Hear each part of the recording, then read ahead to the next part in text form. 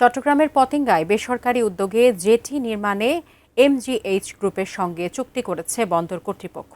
সোমবার দুপুরে বন্দরের বোর্ড রুমে চট্টগ্রাম বন্দরের chairman rear admiral SM. Moniruzzaman এবং এমজিএইচ গ্রুপের প্রধান নির্বাহী আনিস আহমেদের মধ্যে এ চুক্তি সম্পাদন হয়।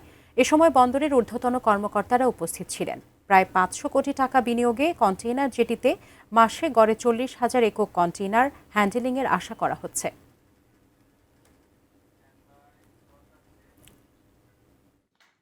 কন্টেনার জাহাজ আমরা হ্যান্ডেল করার আশা রাখি।